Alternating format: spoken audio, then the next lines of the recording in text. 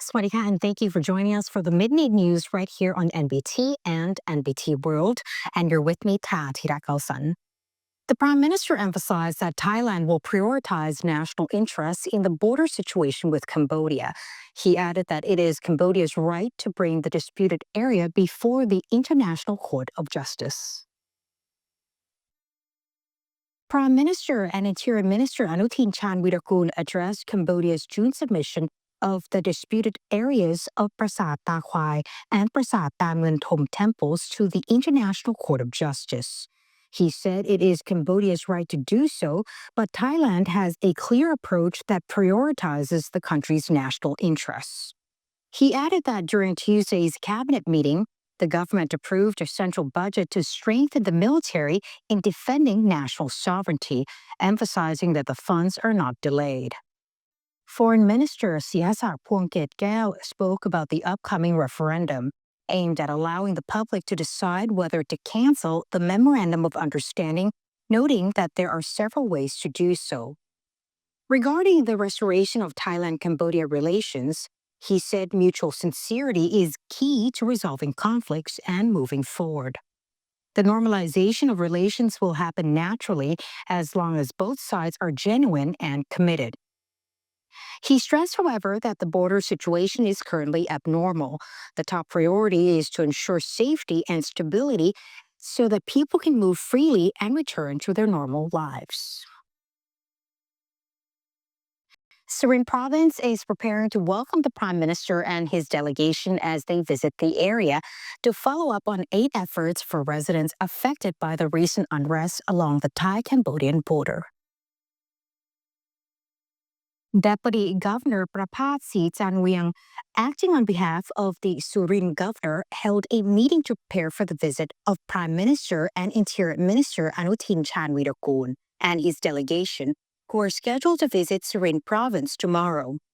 During the visit, the Prime Minister will inspect relief and assistance efforts for residents affected by the recent unrest in SURIN. They will also meet with local people to hear their concerns and work together on urgent solutions. Officials are continuing to repair the large sinkhole in front of Wachirat Hospital with more than 1,300 cubic meters of sand already filled. The road is set to be reopened by October 9th. Officials say the concrete pouring and sand filling have now reached about 8 meters. Around 8,000 cubic meters of soil and sand are expected to be needed to fill the sinkhole. The next phase will continue with sand filling until completion, followed by surface leveling, allowing traffic to resume by October 8th. Full reopening for public use is scheduled for October 9th. Yesterday afternoon, there was heavy rain, but inspections of the tunnel and lower station level confirmed there was no water leakage, meaning repair work could continue as planned. At the SAMSEN police station, officials reinforced the building foundation with cement injection and sand filling.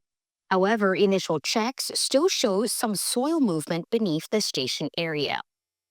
Another section of the road sunk by 1 to 2 meters in front of the Metropolitan Electricity Authority of Yanawa, Bang Khaw Lam district.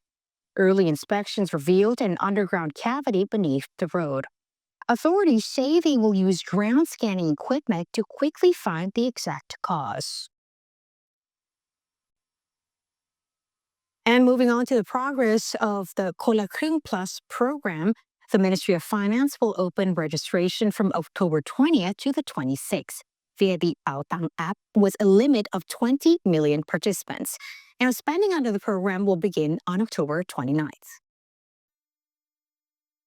Deputy Prime Minister and Finance Minister Niti Tanprapat revealed that the Ministry of Finance is set to propose 2 economic stimulus projects to the cabinet next week: the Kola Krung Plus program and a tax-incentivized secondary city tourism project. The government will provide over 44 billion baht for the Kola Krung Plus program. It is expected to boost fourth quarter economic growth by 0.2 to 0.4 percentage points on top of the current forecast of 0.3%. Permanent Secretary of the Finance Ministry, Lawaron Sangsanit, said registration for theคนละครึ่ง Plus program will run from October 20th to the 26th via the Baotang application, with a limit of 20 million participants. General merchants can also register via the application starting from October 15th until the end of the program. Meanwhile, spending is set to begin on October 29th and will continue until December 2025. Now, this round will also include small businesses and micro SMEs.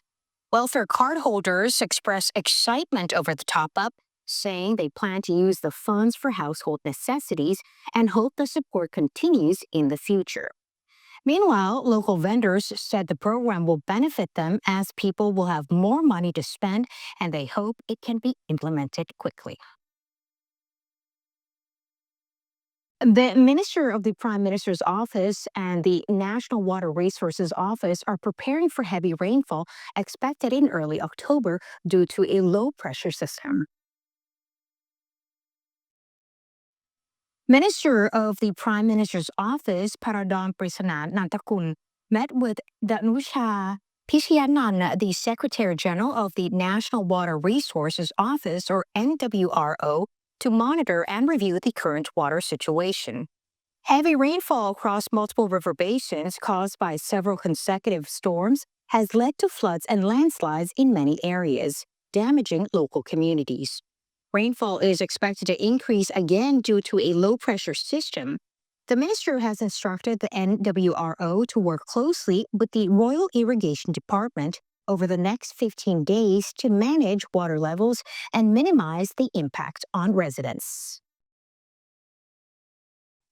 And that wraps up the midday edition of NBT World Brief. Stay updated with the latest developments right here on NBT and NBT World.